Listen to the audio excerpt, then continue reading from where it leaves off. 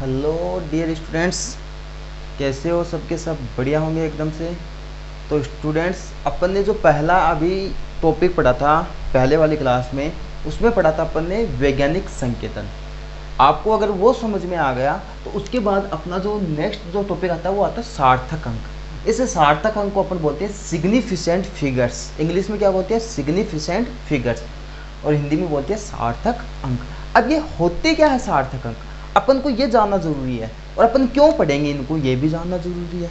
तो सबसे पहले अपन जानते हैं कि ये होते क्या है सार्थक अंक। देखो, अपन जब कोई प्रैक्टिकल करते हैं, यानी कोई प्रायोगिक मापन करते हैं, किसी चीज़ का प्रैक्टिकल करते हैं, तो उस समय जो आंकड़े प्राप्त होते हैं ना, कि प्रायोगिक मापन करते समय जो आंकड़े प्राप्त होते हैं, उन आंकड़ों के अंदर जो अर्थपूर्ण संख्या होती है उन्हीं को ही अपन क्या कहते हैं? सार्थक अंक कहते हैं। अगर ऐसे समझ में नहीं आया हो तो दोबारा सुनो क्या बोल रहा हूँ। कि प्रायोगिक, अपन देखो, एक मान होता है प्रायोगिक, एक होता है सैद्धांतिक। सैद्धांतिक अपन मान लेते हैं, प्रायोगिक वो होता है जिसको अपन प्रैक्टिकल करके उसकी वैल्यू निकालते हैं, है ना। तो क्या बोल रहा हूँ, ध्यान से सुनना। कि प्रायोगिक मापन करते समय क्या होता है कि जो आंकड़े हमें प्राप्त हो रहे हैं उनमें जो अर्थपूर्ण संख्या होती है उन्हीं को अपन बोलते हैं सार्थक अंक। आइए बात समझ में। अब देखो क्या हुआ था कि देखो, जब प्रायोगिक और सैद्धांतिक मान दिए गए थे तो इनकी संख्या ज़्यादा थी, और इनकी कैलकुलेशन करने के लिए मतलब ज़्यादा काम करना पड़ता था, और इनमें त्रुटियां होने की ज़्यादा संभावना थी। इन त्रुटियों से बचने के लिए क्या दिया गया? सार्थक अंक दिया गया। अब ये सार्थक अंक दिए गए, और सार्थक अंक अपन निकालते कैसे हैं, और निकालने के नियम क्या क्या हैं? तो अपने को यहाँ पे नियम याद रखने हैं कि सार्थक अंक अपन कैसे निकालते हैं, और इसके नियम क्या है, कौन कौन से नियम है, उनसे अपन सार्थक अंक निकाल सकते हैं। जिसमें अपना पहला नियम आता है, क्या आता है कि जितनी भी अशून्य संख्याएं होती है ना, ध्यान से सुनना, एक एक नियम इंपॉर्टेंट है।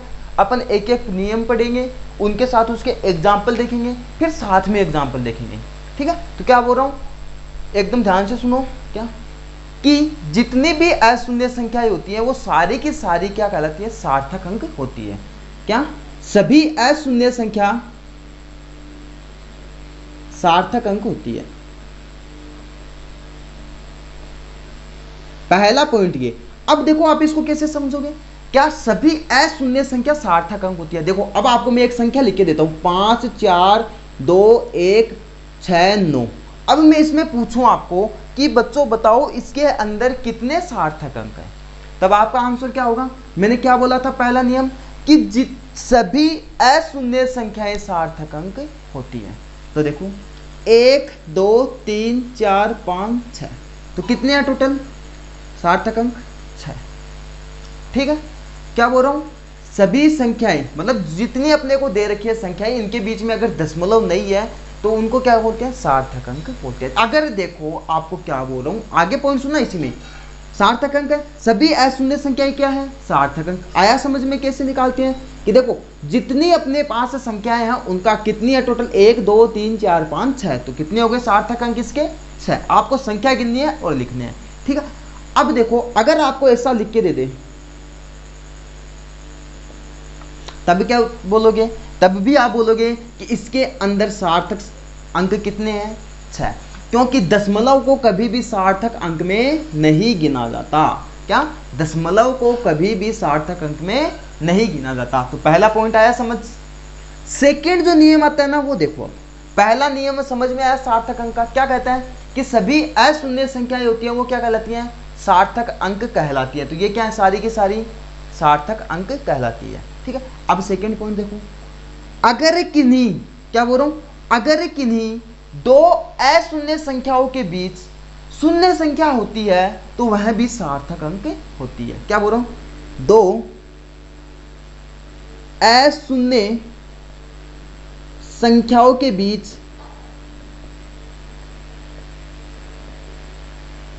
शून्य संख्या सार्थक अंक होती है। अब इसको कैसे समझोगे? जैसे दो अशून्य संख्या लिख दी मैंने, अब इसके बीच कितने भी शून्य आ जाए वो सभी की सभी क्या कहलाएंगे? सार्थक अंक कहलाएंगे। कितनी हो गई? 1 2 3 4 5 6 7, तो टोटल सार्थक अंक कितने? 7। समझ जाओगे? तो देखो दो नियम पढ़े हैं, दोनों एक बार ध्यान से सीख लो। क्या कि सभी अशून्य संख्याएं होती हैं वो क्या कहलाती हैं, सार्थक अंक कहलाती है। जैसे अपन ने निकाला सार्थक अंक कैसे निकालेंगे बच्चों, जितनी संख्याएं हैं उनको टोटल कर लो, लिख लो, वही उसका क्या हो जाएगा, सार्थक अंक हो जाएगा। सेकंड कि दो अशून्य संख्याओं के बीच में जो शून्य संख्या आती है वह भी क्या होती है, सार्थक अंक कहलाती है। ये दो पॉइंट सबको समझ में आए। अगर ये पॉइंट समझ में आ गए तो आप अगर इसको एक और एग्जांपल के रूप में लिखना चाहूं तो मैं लिख सकता हूं इसे। क्या ये सही है? इसमें बताओ कितनी है। देखो यहां पे पॉइंट लगा दिया तो कितनी हो गई, 1 2 3 4 5 6 7 8। ठीक है, अब देखो अगला पॉइंट है वो थोड़ा कंफ्यूज करेगा आपको। आप इसमें उस पॉइंट पे कंफ्यूज होगे, तो उससे पहले आपको समझा देता हूं पॉइंट है क्या। आप मेरे को पता है उसमें आपके दिमाग में क्वेश्चन आएगा, वो क्वेश्चन मैं अभी बता देता हूं आपको साथ साथ, है ना। तो देखो क्या बोल रहा हूं, अगर ध्यान से सुनना इस पॉइंट को, अगर दशमलव के बाद, क्या बोल रहा हूं, अगर ये दशमलव है, अगर दशमलव के बाद कोई अशून्य संख्या है, क्या बोल रहा हूं, कोई अशून्य संख्या है और उससे पहले अगर शून्य संख्या आती है, क्या बोल रहा हूं, दशमलव के बाद अगर कोई शून्य अशून्य संख्या है और उसके पहले शून्य संख्या आती है तो उनको शून्य को सार्थक अंक में नहीं गिना जाता। सर समझ में नहीं आया, दोबारा समझेंगे इस पॉइंट को। मेरे को पता है आपको ये सीधा एक बार समझ में नहीं आएगा। देखो क्या बोल रहा हूं, किसी दशमलव के या दशमलव बिंदु के आगे अशून्य संख्या है और उस अशून्य संख्या से पहले कोई शून्य संख्या उपस्थित है तो उनको सार्थक अंक में नहीं गिना जाता है। तो यहाँ पे कितने, इनको तो गिनेंगे नहीं, कितनी संख्या अपने पास 4, तो इसके सार्थक अंक बच्चों कितने हैं, 4। अब आपके माइंड में जो क्वेश्चन आ रहा है वो बता देता हूं, तो सर इसमें क्यों गिन लिया आपने। अरे तो बेटा देखो यहाँ पे तो इस पॉइंट के पहले भी अशून्य संख्या है और ये इसके बीच में आ रहा है इसीलिए गिन लिया, लेकिन यहाँ पे तो कोई संख्या ही नहीं है। अगर मैं यहाँ पे 5 3 2 और लगा देता और पॉइंट लगा के ये लिख देता तो सार्थक अंक हो जाते, फिर टोटल कर कर लिख देते अपन। 3 पॉइंट पड़े हैं, तीनों एक बार देख लो, सभी अशून्य क्या कहलाएंगे, सार्थक अंक कहलाएंगे। 2 अशून्य संख्याओं के बीच में अगर शून्य आ रहा है तो वो भी सार्थक कहलाएगा।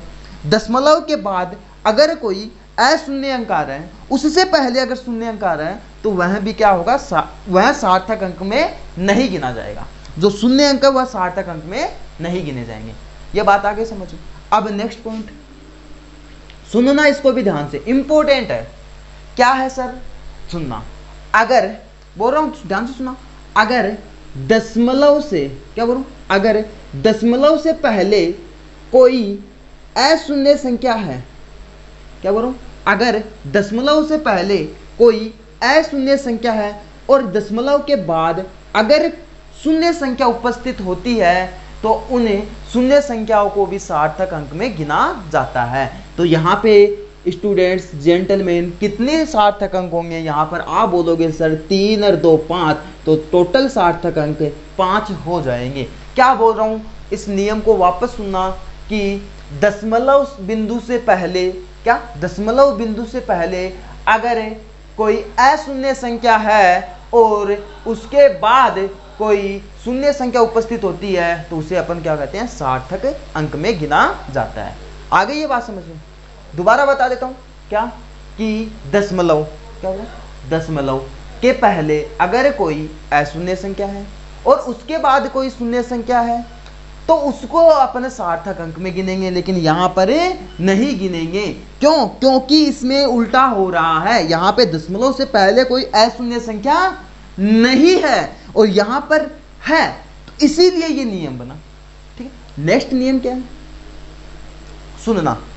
अगर अपने पास कोई दशमलव, बिना दशमलव या दशमलव रहित, क्या बोल रहा हूं, अगर अपने पास कोई बिना दशमलव की संख्या है, जैसे 5 3 2 1 6, ध्यान से सुनना इस पॉइंट को। अगर बिना दशमलव वाली संख्या में अशून्य संख्या के बाद अगर शून्य संख्याएं आ रही हैं तो उनको सार्थक अंक में नहीं गिना जाता है।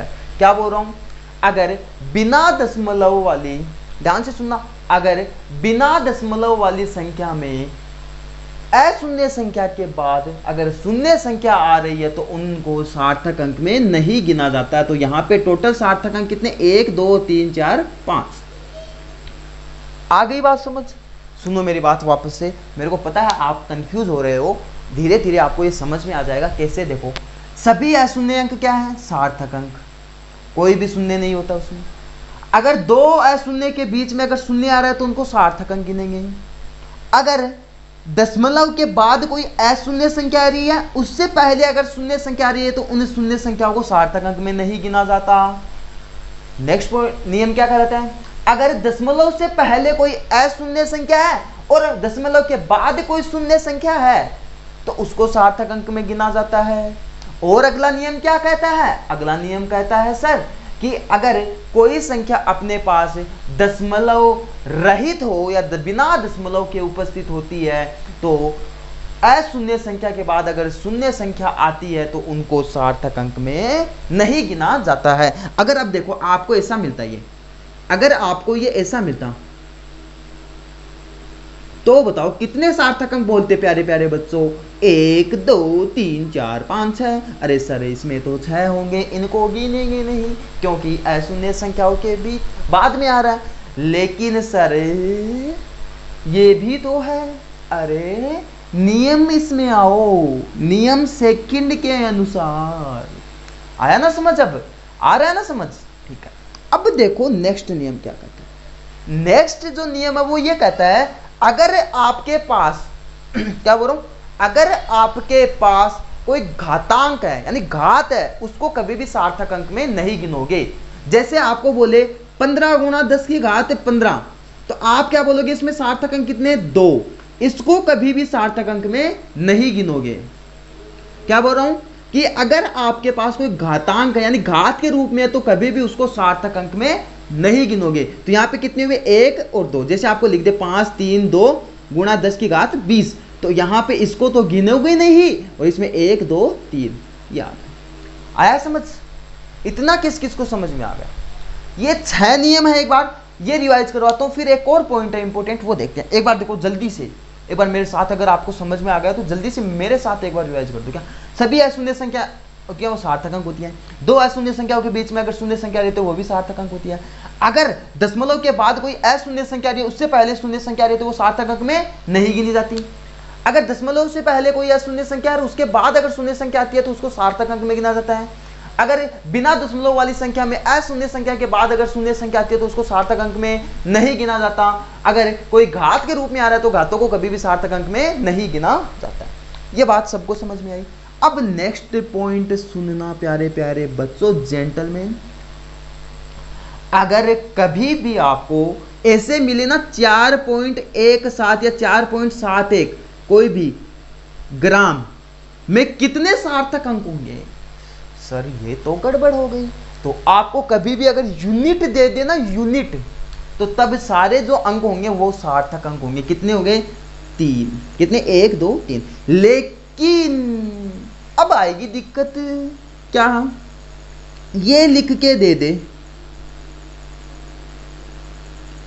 इसमें कितने सार्थक अंक होंगे, तो इसमें कितने सार्थक अंक होंगे, तो इसमें देखो ग्राम दे दिया, ये निकालना है। तो पहले आप क्या करोगे, वैज्ञानिक संकेतन के अनुसार घात में चेंज करोगे, और घात में चेंज करोगे तो देखो पॉइंट यहां पे लगा देता हूं मैं इस 4 और 7 के बीच में पॉइंट लगा रहा हूं। तो क्या करूंगा, 4.71, कितने पॉइंट किसका रहा हूं, 1 2 3 4। और मैंने बोला था अगर अपने पॉइंट को इस साइड दाईं ओर खिसकाते हैं ना तो घात होती है वो -n आती है। क्या आती है, -n।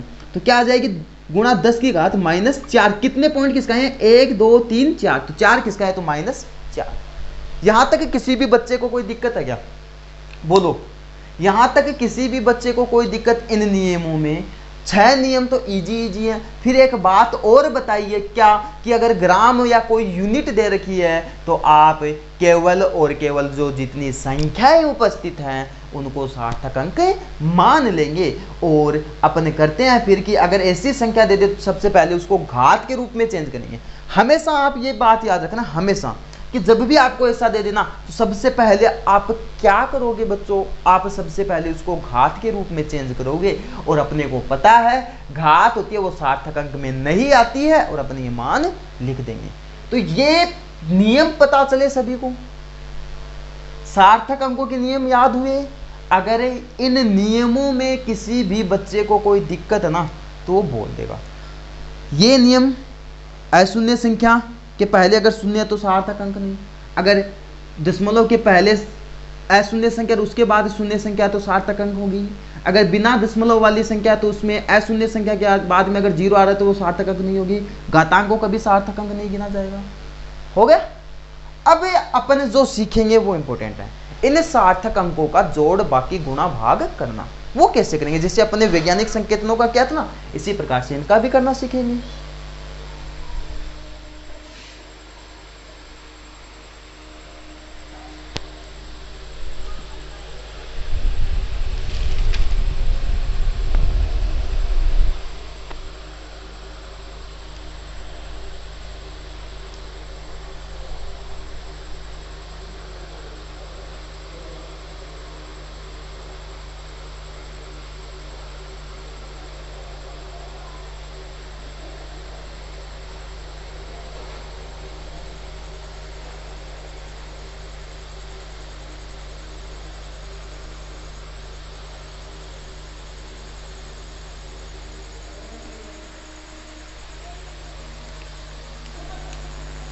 तो अब अपन सीखते हैं कि इन सार्थक अंकों का जोड़ बाकी गुणा भाग कैसे करते हैं। अरे सर हमने ये जोड़ बाकी गुणा भाग तो पढ़ते आ रहे हैं, क्या बता रहे हो, जोड़ बाकी गुणा भाग। तो सबसे पहले अपन सार्थक अंकों का करते हैं जोड़ या बाकी।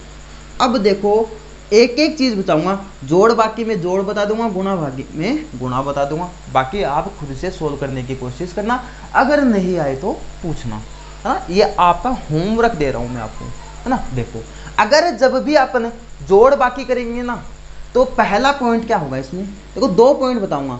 अगर कोई बिना दशमलव वाली संख्या है, क्या बोल रहा हूं, बिना दशमलव बिंदु वाली संख्या है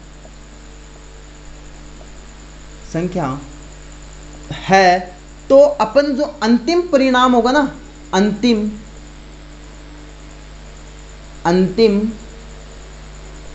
परिणाम, तो देखो सुनो मेरी बात, क्या बोलूं, अगर अपने पास कोई बिना दशमलव वाली संख्या है और अपने को उनका योग करना है सार्थक अंकों के अनुसार, तो अपन क्या करेंगे, अपन करेंगे कि जब अंतिम परिणाम आएगा अपना तो उसमें जो न्यूनतम सार्थक अंक है ना उसने ही सार्थक अंकों तक उसका परिणाम निकालेंगे। सर ये तो जमीन ही हमारे बात, क्या बोल दिया आपने, सुनो मेरी बात दोबारा, क्या बोल रहा हूं, अगर अपने पास कोई बिना दशमलव वाली संख्या है ना और अपने को न्यूनतम से न्यूनतम सार्थक अंक उपस्थित है, अपने को जोड़ करना है या बाकी करनी है और उसमें न्यूनतम से न्यूनतम सार्थक अंक वाली संख्या ना, तो अपना जो अंतिम परिणाम आएगा ना तो वह न्यूनतम से न्यूनतम सार्थक अंकों वाली संख्या तक आएगा। कैसे, देखो जैसे आपको यह संख्या दे,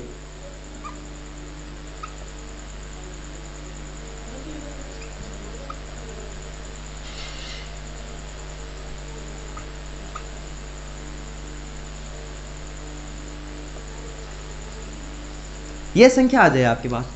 अब देखो यहाँ पे सार्थक अंक कितने, 4, यहाँ पे कितने 5, यहाँ पे कितने 4, यहाँ पे 3 और यहाँ पे 1, यहाँ पे कितने 1। अब आपको क्या बोल रहा हूँ मैं, इस नियम के अनुसार इस जोड़ बाकी करते समय क्या बोल रहा हूँ कि जब आपको बिना दशमलव वाली संख्या दे दे तो आप जब अंतिम परिणाम निकालते हैं तो न्यूनतम से न्यूनतम जो सार्थक अंक उपस्थित होते हैं वहां तक अंतिम परिणाम निकालेंगे। तो 5, 4, 3, 1, तो न्यूनतम कितने, एक सार्थक अंक तक अपने को निकालना है। अब देखो कैसे निकालेंगे वो देखते हैं। पहले इसका क्या करो, योग कितना होगा, 6, 2, 8, 3, 11, 12, 1, 5, 2, 7, 8, 1, 9, 3, 3, 6, 2, 8, 5, 4, 9, 1 आ गए ये मान। अब आपको क्या बोलता है ये पॉइंट कि अगर बिना दशमलव वाली है तो न्यूनतम से न्यूनतम सार्थक अंक वाला परिणाम निकालते हैं। यहां पर कितना परिणाम आ गया, कितने सार्थक अंक वाला आया, 1 2 3 4 5 आया है जी सर, यहां तक ये आया है। तो ये आने के बाद ये जोड़ तो सही है क्या, 6 3 9 2 11 12 5 2 7 8 1 9 3 3 6 2 8 5 4 9 1, ठीक है। अब अपने को क्या बोलता है, अंतिम परिणाम न्यूनतम से न्यूनतम सार्थक अंक वाला। अब देखो, अब सुनो मेरी बात, अब कैसे निकालोगे, यहां पे बहुत सारे बच्चे अटक जाते हैं, लेकिन आपको यहां पे गोल ये फरमाना है, देखना ध्यान से, देखो मैं क्या बोल रहा हूं। अपने को न्यूनतम सार्थक अंक 1 चाहिए, अगर मैं ये पॉइंट यहां लगा दूं तो सार्थक अंक कितने हो गए, 2। अगर मैं ये पॉइंट यहां पे लगाऊं, पॉइंट 1 लगा दिया। अब देखो यहां से किसका रहा हूं, 1 2 3 4 5, पॉइंट को इधर किसका रहा हूं, इधर बाईं ओर किसका रहा हूं, बाईं ओर क्या, बाईं ओर। तो अगर बाईं ओर किसकाता हूं तो घात प्लस n आती है। अगर पहले वाली क्लास नहीं देखी है ना तो पहले वो देखो, फिर ये समझ में आ जाएगा, है ना। तो क्या बोलूं, बाईं ओर किसका रहा हूं तो घात क्या आ जाएगी, +1। तो 0.1 गुणा कितने किसका रहा हूं, 1 2 3 4 5, 10 की घात 5।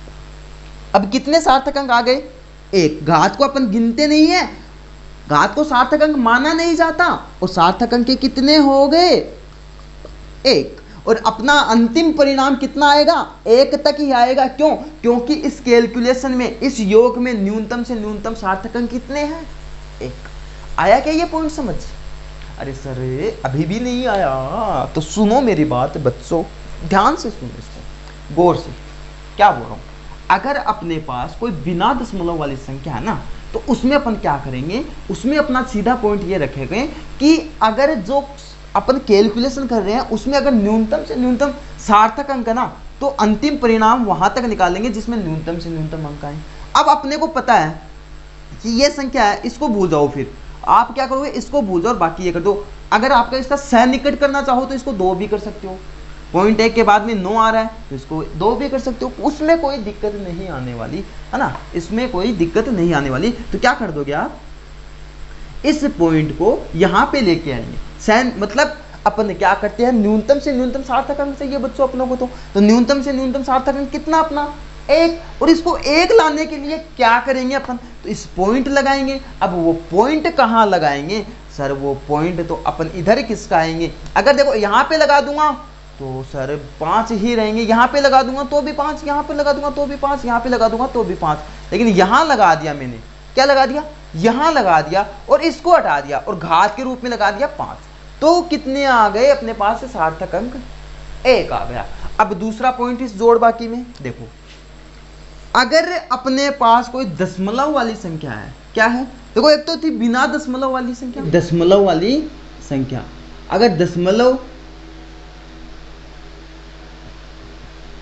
दशमलव बिंदु वाली संख्या आ जाए तब क्या करेंगे अपन, तो तब करने के लिए देखो क्या करते हैं, सुनना इस बात को ध्यान से, कि अगर अपने पास कोई दशमलव बिंदु वाली संख्या आ जाती है तो अपने जब आंसर निकालते हैं यानी अंतिम परिणाम निकालते हैं, तो देखते हैं कि जो कैलकुलेशन कर रहे हैं अपन, उसमें जो कैलकुलेशन अपन करेंगे उसके अंदर उसे दशमलव के बाद न्यूनतम से न्यूनतम अंक होते हैं, वहां तक अंतिम परिणाम निकालते हैं। सर इस बात को तो हम समझे नहीं, तो इसको अपन समझते हैं एक एग्जाम्पल से, और इस एग्जाम्पल से कैसे समझेंगे, जैसे आपको ये दे रखा है,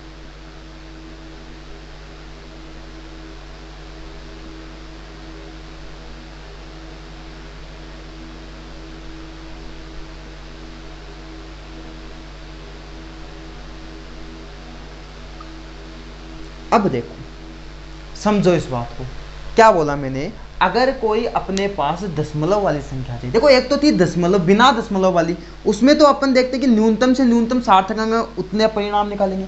अब सेकंड आ जाता है कि अगर दशमलव वाली आ जाए तब क्या करेंगे, तो इसमें देखो अगर दशमलव के बाद जितने न्यूनतम अंक वहां तक अंतिम परिणाम निकालते हैं, जैसे यहाँ पे 3 है, यहाँ पे 2, यहाँ पे 2, यहाँ पर 1, तो अंतिम परिणाम पॉइंट के बाद 1 अंक तक निकालेंगे। जैसे इसका करें अपन 1 5 3 2 5 2 7 और 2 9 पॉइंट 3 2 5 4 9 10 3 3 6 7 8 9 10 3 2 5 2 7 और 1 8 5 और 3 8। अब देखो अंतिम परिणाम कहाँ तक निकालेंगे? क्या ये लिखोगे तब सही है? नहीं सर। अब ये लिख दोगे तो सही है क्या? जी सर। अरे क्यों? अरे क्योंकि सर अपन ने बोला है कि दशमलव बिंदु आ जाए उसके बाद अगर न्यूनतम से न्यूनतम अंक वहां तक अपन अंतिम परिणाम निकालते हैं। यहाँ पे 3 2 2 1 तो 1 तक ही अंतिम परिणाम निकालेंगे। ये बात किस किस को समझ में आ गई? अब आपको अगर ऐसा क्वेश्चन आ जाए कि 11.3 को 1.1 से गुणा करो, तब कैसे निकालोगे? तो कैसे करोगे? 11.3 गुणा 11.3 कर दिया, क्या आ जाएगा? 1 2 4 3, ये आ गया। आ गया। अब देखो, अगर देखो कैलकुलेशन आप कर लेना, मैं जो समझाना चाह रहा हूं वो चीज समझो आप। क्या कि अपने को यहाँ पे न्यूनतम अंक कितने हैं? अरे बच्चों, अरे सर यहाँ पे न्यूनतम सार्थक अंक तो 2, यहाँ पे 3, तो न्यूनतम तो सर 2 हुए। अपना अंतिम परिणाम कितने सार्थक अंकों का आ रहा है बच्चों? अपना आ रहा है सर 4 का। अरे तो ऐसा करेंगे क्या? नहीं, ये तो अन्याय हो जाएगा सर। तो क्या करेंगे अपन कर देंगे 12 लिख देंगे और आपका सही हो जाएगा। इस संख्या को भूल जाओ, सीधा आंसर पाओ। आ गया समझ? अरे ये समझ में आया? देखो दोबारा बताता हूं आपको कि अगर कोई, देखो 2 पॉइंट हो गए अपने पास, एक तो दशमलव वाली, एक बिना दशमलव वाली, दशमलव वाली बिना दशमलव वाली, ये तो इजी हो गई थी। ये देखो इसमें अपन ने सीधा सीधा किया कि अगर अपने पास न्यूनतम कितने सार्थक अंक है बच्चों? अरे सर 2 हैं, तो 2 हैं तो इनको कैसे करोगे? सर इसमें भी जो आंसर आएगा उसमें भी 2 ही सार्थक अंक आने चाहिए, ज़्यादा आ जाएंगे तो गड़बड़ हो जाएगी। तो अपन क्या करेंगे, यहाँ पर भी न्यूनतम से न्यूनतम सार्थक अंक लाएंगे। तो न्यूनतम से न्यूनतम कितने? 2, तो यहाँ पे 2 सार्थक अंक आए, तो अपना आंसर ये हो गया। तो ये था अपना क्या? अरे बेटा जी ये तो अपने गुणा कर दिया, ये तो अपन ने गुणा कर दिया। चलो गुणा में भी यही बात होगी, है ना, गुणा में भी यही बात होगी। तो उसको भी समझा देता हूँ एक बार आपको, इसी के साथ बता देते हैं। चलो कोई दिक्कत नहीं है, आप इस गुणा को भी एक बार ऐसे समझ लेते हैं। ये तो अपने पास आ गए दशमलव वाला, ये योग किया था, और ये आ गया अपना गुणा वाला जोड़। बाकी गुणा भी हो गया अपना। गुणा कैसे किया? दशमलव वाला देखा ये, और एक और बता देता हूँ गुणा का आपको। अपन ने जोड़ तो कर लिया, बाकी का आप खुद करेंगे। जोड़ का क्या किया अपन ने? जोड़ का अपन ने 2 पॉइंट किए हैं, दशमलव और बिना दशमलव वाले, ठीक है। अब देखो ये किया, अब यहाँ पे गुणा वाला गुणा चल रहा है, यहाँ पे गुणा चल रहा है। 521 को आप 11 से गुणा करके आप इसका आंसर बताओ कितना आएगा। तो देखो इसको अगर करते हैं 521 इंटू 521 कितना आ गया? 1375 आ गया। अपने को न्यूनतम सार्थक अंक, अरे सर 2, तो आंसर भी 2 तक आना चाहिए। यहाँ पे 4 आ रहा है, गलत हो गया। तो अपने को कितना चाहिए बच्चों? अपने को चाहिए 2 तक का। तो ये लिख दूं मैं 5.7 गुणा, अब देखो 0.1 2 3 इधर किसका है? तो 10 की घात 3। इधर किसका आते हैं ना, इधर इधर इधर। मैंने क्या बोला था? वैज्ञानिक संकेतन अगर आपने क्लास नहीं देखी है तो पहले वो जाकर देखें, समझ में आ जाएगा कैसे क्या। लेकिन फिर भी बता देता हूँ, अगर प्यारे बच्चों अपन अगर किसी भी पॉइंट को इधर बाईं ओर किसका आते हैं ना, तो घात होती है वो प्लस में आती है, और अगर दाईं ओर किसका आती है ना, इस साइड, अरे इस साइड, तो क्या आ जाएगी? माइनस में आ जाएगी। वही काम अपन ने किया है। तो ये पॉइंट आया क्या समझ में? अपन ने जोड़ किया, बाकी किया और गुणा किया, है ना, और भाग किया। तो जोड़ तो करा दिया, गुणा करा दिया, बाकी और भाग आप इसका खुद बनाएंगे, खुद मेरे को भेजेंगे, और फिर मैं आपको इसका आंसर बताऊंगा सही है या गलत, आपने क्या निकाला है। सभी बच्चे करेंगे ये काम, सभी बच्चे। तो सुनो अब मेरी बात से एक बार वापस, ये जोड़ बाकी करना। अगर अपने पास बिना दशमलव वाली बिंदु है या बिना दशमलव वाली संख्या है, बिना दशमलव वाली, तो अपन क्या करेंगे? अपन करेंगे कि जब अपन अंतिम परिणाम निकालते हैं तो उस कैलकुलेशन में या उस गणना में देखेंगे अपन कि न्यूनतम से न्यूनतम सार्थक अंक होंगे, वहां तक उसका अंतिम परिणाम निकालेंगे। सेकंड पॉइंट आता है कि अगर अपने पास कोई दशमलव बिंदु वाली संख्या आ जाए तो अपन क्या करेंगे? तब अपन करेंगे अगर दशमलव के बाद अंतिम परिणाम तब जहां तक निकालेंगे जहां गणना के दौरान उस दशमलव में न्यूनतम से न्यूनतम अंक हो। यानी अगर 3 2 1 है तो अंतिम परिणाम कहाँ तक निकालेंगे, एक संख्या तक निकालेंगे। फिर अपन ने गुणा किया, और अगर जब अपन गुणा करते हैं ना तो गुणा में भी यही काम है कि अंतिम परिणाम में क्या करेंगे, देखेंगे कि कितने न्यूनतम से न्यूनतम सार्थक अंक हैं, जितने सार्थक अंक न्यूनतम होंगे वहां तक उसका अंतिम परिणाम है निकालेंगे। तो अपन ने आज पढ़ा सार्थक अंक, और सार्थक अंक में पहले अपन ने पढ़े थे इसके नियम 6-7 जो पॉइंट पढ़े थे वो इंपॉर्टेंट है, बहुत ज्यादा इंपॉर्टेंट है। फिर अपन ने जोड़ बाकी गुणा भाग किया। और अगर इस क्लास में इस टॉपिक में अगर कुछ भी दिक्कत हो तो कोई भी बच्चा हो वो पूछ सकता है। तो देखो स्टूडेंट, सबसे मेन बात ये है कि आपकी जो ये 11th है ना, 11th का जो ये आपका बेस मजबूत करेगा, हर एक चीज का नॉलेज देगा आपको, ये क्या पढ़ना है, कैसे अपने को आगे चलना है, क्या इसके पढ़ने की सीढ़ी बनेगी, है ना। तो ये अपना जो बेस मजबूत करना ना, ये इन्हीं से चीज़ों के सीखने से होगा, है ना। तो ये आपको धीरे धीरे कैलकुलेशन में भी मदद करेगा, और हर एक आगे आप कोई भी एग्जाम दोगे उनमें भी मदद करेगा। तो ये पढ़ना है आपको सभी को, और पूछना, अगर कुछ समझ में नहीं आया तो जरूर से पूछना है, ठीक।